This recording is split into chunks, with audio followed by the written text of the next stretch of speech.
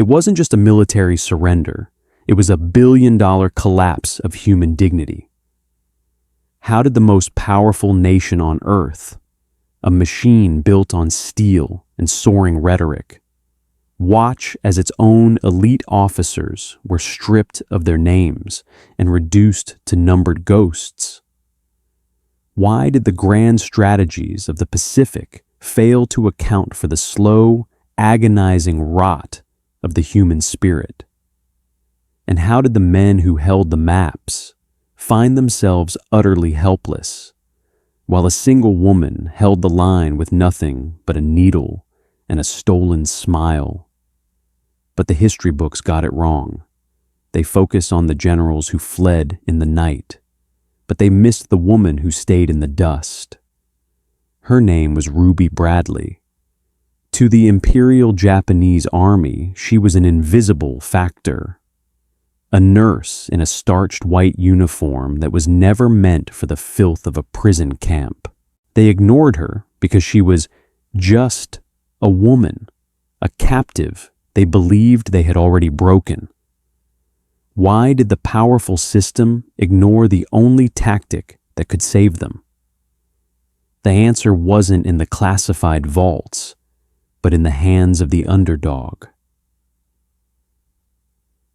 The air in the Philippines in December of 1941 doesn't just carry heat, it carries a heavy floral sweetness that feels like a promise of immortality. At Camp John Hay, high in the mountains of Baguio, the morning begins with the crisp snap of a flag against a clear blue sky. Colonel Ruby Bradley, a surgical nurse with a spine made of mountain granite, is performing her morning rounds. Her uniform is a marvel of colonial discipline. White, stiff with starch, and blindingly bright against the deep green of the jungle. It is the uniform of a system that believes it is invincible. Then, the sky screams. The Japanese bombs do more than crater the runways. They punch a hole through the American ego. For Ruby, the world doesn't end with a bang, but with the sudden, terrifying realization that the impregnable fortress of the Pacific is made of cardboard and wishful thinking. Within days, the lush tropical paradise is replaced by the gray, suffocating walls of the Santo Tomas Internment Camp in Manila. Imagine a university designed for 3,000 students suddenly forced to swallow nearly 4,000 prisoners, men, women, and children, packed into classrooms with no beds, no privacy, and no future. The Imperial Japanese Army views this chaos through the lens of a cold, bureaucratic ledger. To them, a prisoner is not a person. They are a calorie consumer, a biological liability. Ruby Bradley watches as her world shrinks to the size of a thin grass mat on a concrete floor. Her rank is gone. Her surgical theater is now a corner of a crowded room. But more importantly, the professional boundaries of the world she knew have vanished. The Japanese military maintains a theater of order. They march with precision. They cite the co-prosperity sphere, and they post regulations on every wall. But beneath the theater, there's a systemic, calculated starvation. The human body is essentially a biological engine. When the fuel, the protein, and fats is cut off, the engine doesn't just stop. It begins to melt its own components to stay alive. First, the fat disappears, then the muscle, and finally, the internal organs begin to shrink. It is a state of physiological bankruptcy where the heart becomes too weak to push blood to the brain. The Japanese command sees this not as a tragedy, but as a natural solution to the problem of excess mouths. In the early weeks, Ruby approaches a young Japanese lieutenant. She stands straight, her faded white cap a defiant signal of her old authority. She requests basic medical supplies, gauze, antiseptic, clean water for the children. The lieutenant doesn't even look at her. He focuses on his clipboard, his pen scratching against the paper with a sound like a dry leaf. He laughs a short, brittle sound and says that the Imperial Army does not provide for those who have already lost. To him, Ruby is a relic of a failed empire. He treats her request as a joke, a minor annoyance in his grand administrative duty. He believes the silence of the camp is the silence of defeat, but he has fatally underestimated the angel of mercy. He sees a woman who has lost her rank. He doesn't see the woman who has found her purpose. He treats the starched white uniform as a target, not realizing it is actually a camouflage. While the Japanese officers toast to their rising sun in the officers' mess, Ruby is already in the shadows. She is watching. She is learning the rhythm of the guards, the blind spots in the fences, and the exact moment when the system's arrogance becomes a doorway.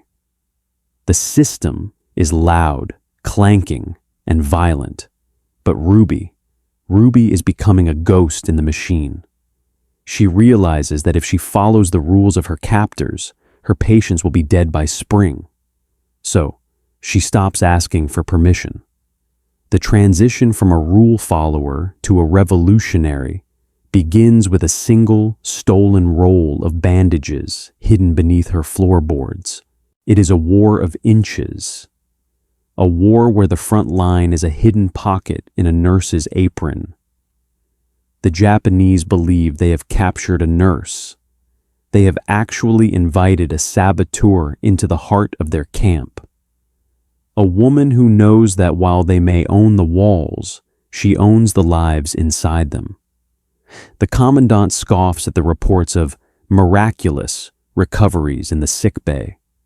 He believes his starvation protocol is absolute. He treats the reports as clerical errors, believing his system is too perfect to be subverted by a woman weighing barely 90 pounds. But the hammer is coming. It isn't a hammer of steel, but a hammer of will. And as the sun sets over the barbed wire of Manila, the silence of Santo Tomas begins to change. It is no longer the silence of the dying. It is the silence of a strike being prepared in the dark. By the summer of 1943, the Santo Tomas Internment Camp has become a laboratory of human endurance, a place where the air is a thick, humid weight, and the silence is punctuated only by the dry, hacking coughs of the dying. The tropical sun, once a source of life, is now a relentless predator, bleaching the color from the camp's walls and the hope from its inhabitants. Ruby Bradley is no longer the woman in the starched white uniform. She is a shadow of herself, her ribs beginning to map the architecture of her own starvation. Her weight has plummeted to barely 80 pounds, but as her body retreats, her resolve hardens into something surgical, something cold and unbreakable. The Imperial Japanese Army has declared that the medical problem is solved. Their logic is a masterclass in crystallized arrogance. The commandant's official position is simple. A prisoner has no need for a doctor because a prisoner has no future. To the administration, the lack of medicine is not a failure. It is an efficiency. They believe that by withholding the tools of life, they have rendered Ruby's skills obsolete. But they have failed to understand the cognitive bridge. Ruby Bradley was not just a nurse. She was a surgical specialist trained in the brutal, high-pressure theaters of military field hospitals. Where the Japanese experts see a lack of equipment, Ruby sees a set of variables that can be manipulated, while the experts see a kitchen knife as a utensil for meager rations. Ruby sees the carbon steel edge of a potential scalpel, while they see a discarded sewing kit as trash. She sees the suture thread that will bridge the gap between a ruptured appendix and a grave. The process of a midnight surgery in Santo Tomas is a dance with the black box of biological failure. In a body hollowed out by starvation, the immune system is essentially a ghost ship. It lacks the protein to create white blood cells, the soldiers of the blood. When Ruby makes an incision with a sharpened kitchen knife, she is fighting physics. A dull blade doesn't slice, it crushes.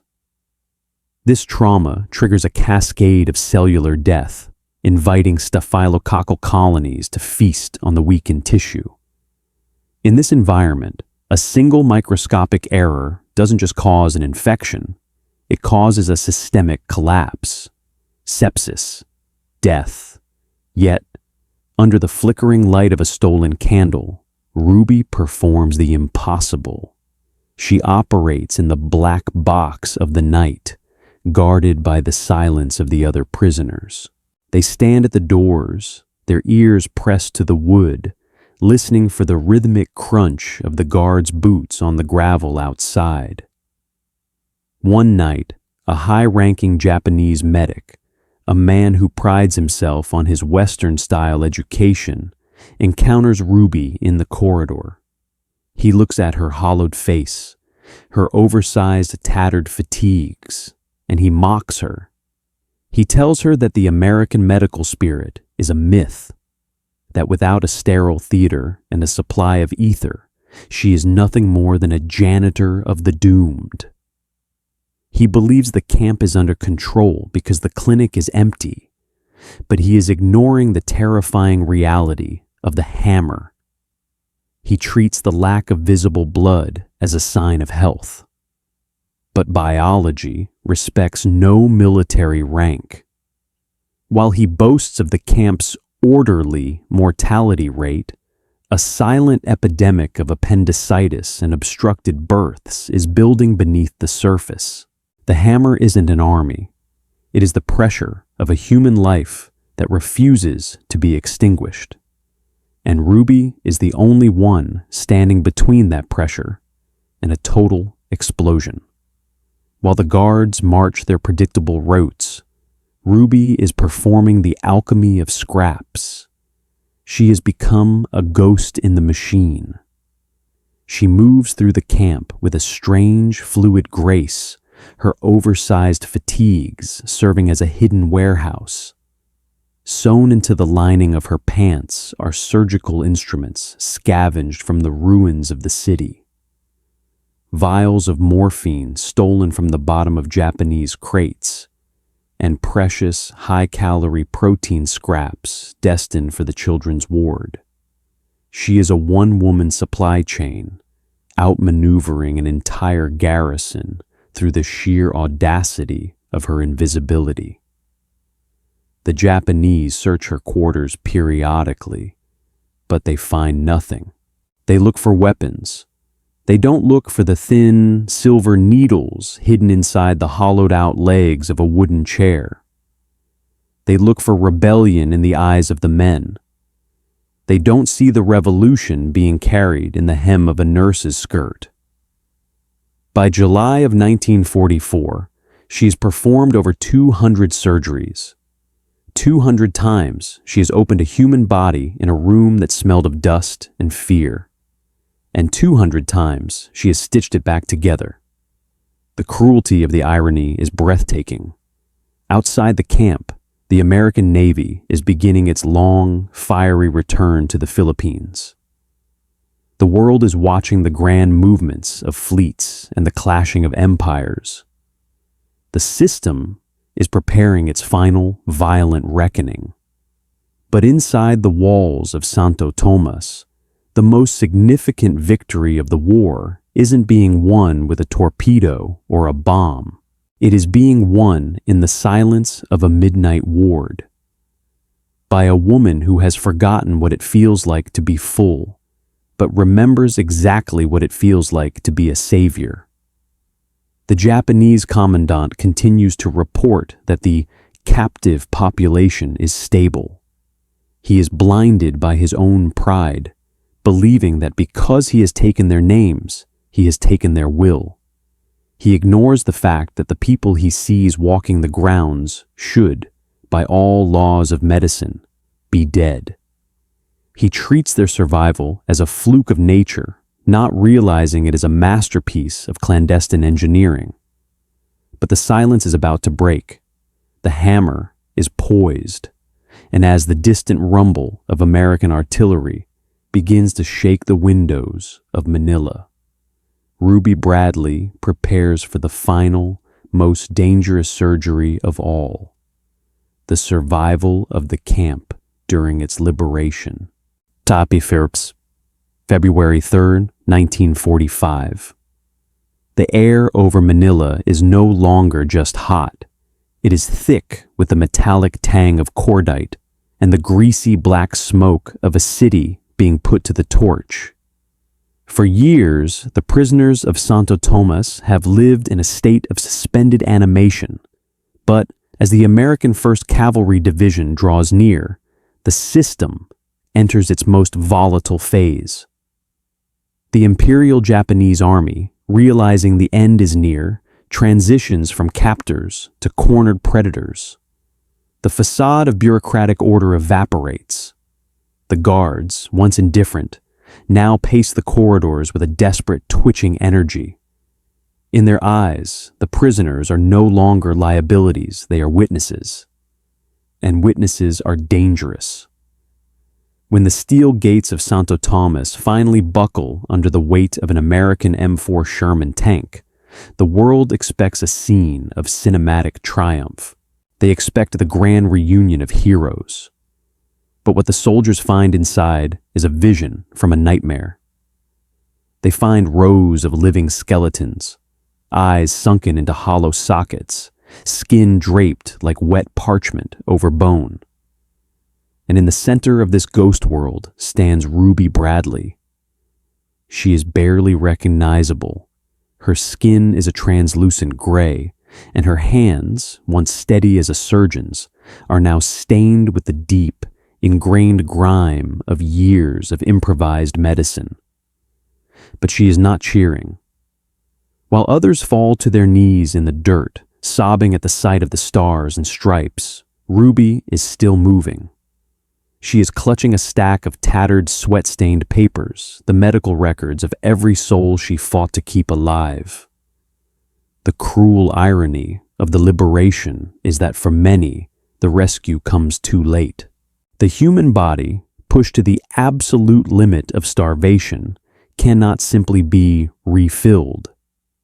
This is the refeeding syndrome, a deadly mechanical trap of the metabolism.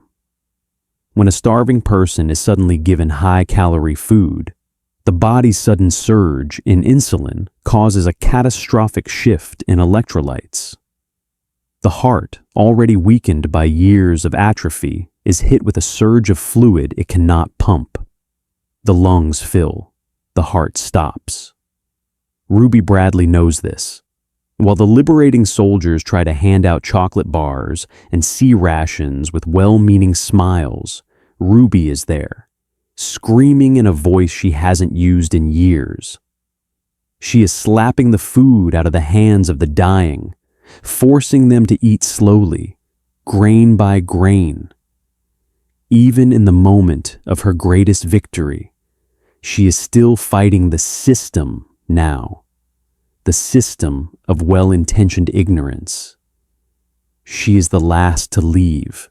As the trucks pull away, carrying the broken survivors toward the white-sheeted beds of hospital ships, Ruby remains in the dust of the courtyard.